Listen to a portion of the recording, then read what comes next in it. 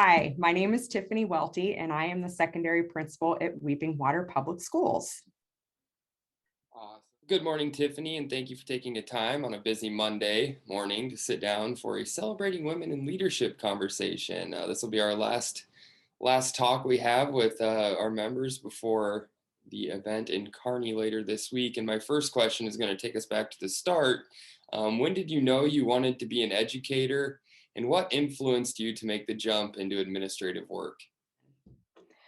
Well, honestly, I think I always knew I wanted to be an educator. I remember growing up, even as a young girl, my grandma and grandpa had a slate chalkboard from an old one-room schoolhouse, and they had it on their front porch. And my cousin and I would actually play school where we got to be the teachers and our other cousins got to be the students. Our aunt would bring home extra worksheets from school, and some of our cousins would always say, "When do we get to be the teacher?" And we always said, "When you're older than us." And it always seemed to make them play along. But in high school, I had an English teacher who recommended to my mom one night at conferences that she thought I would make a good teacher, that I was strong in English, and she thought that that would be a good career field for me. And I remember my mom coming home and having that conversation with me. And it just kind of stuck. So my senior year, I did a research paper and did it on teaching as a profession and read A Nation at Risk. And I remember that particular research making me kind of frustrated because it really painted teachers and public schooling in general in a negative light. And I didn't think that was the case. I was proud of my education. I was proud of my school.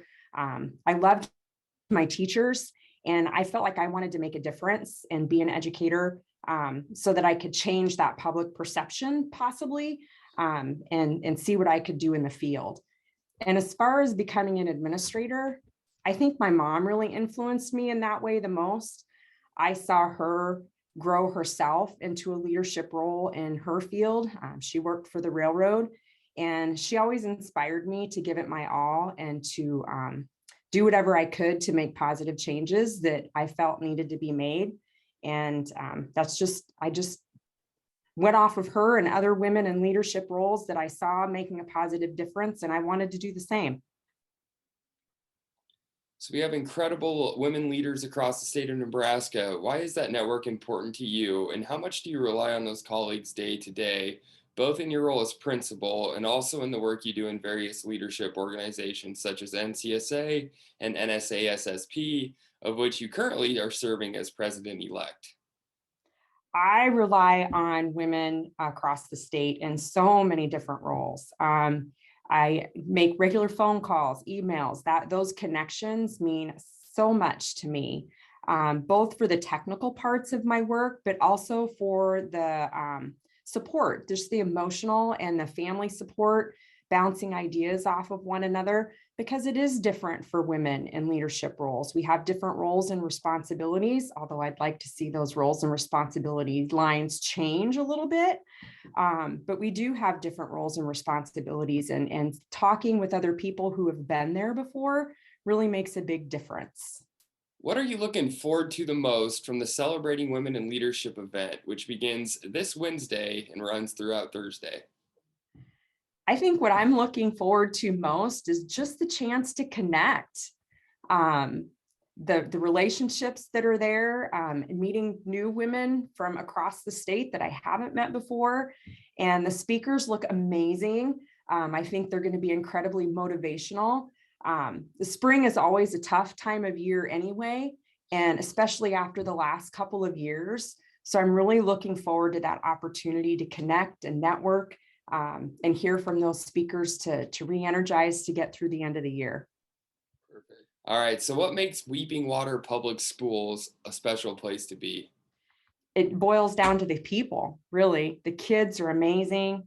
The staff here go above and beyond for kids. They wear so many different hats and play so many different roles to be there for the kids in the community. Our community is so supportive, and include the kids in everything that goes on here. Um, I think a lot of schools could probably say that, but I think that's what makes Weeping Water the most special, to me, is really the people. So when you're not leading your building there in Weeping Water, what are you doing with the very little free time that you do? What are some of your favorite hobbies and ways to spend some time out of the office? Well, some of my favorite hobbies when I'm not working, honestly, I love group fitness. I'm a former kickboxing instructor, although COVID has not been good to the group fitness in me lately. So I've changed gears a little bit. I'm doing more home renovation projects is my big hobby right now. Redecorating and doing some planning and things at home. So that's been fun, kept me busy. Absolutely. All right, my final question for you here today, Tiffany. At the end of the day, what makes your job in this profession so fulfilling? The thing that makes me happiest at the end of the day is seeing smiles on kids and teachers' faces. I still see those aha light bulb moments for kids and adults, even though I'm not in the classroom. Whether it's a professional development activity or helping a student work through a problem or see a personal goal through, getting an acceptance letter to college, getting a scholarship, those kinds of things. That excitement and motivation in them is really what motivates me to keep doing what I'm doing and keeps me going.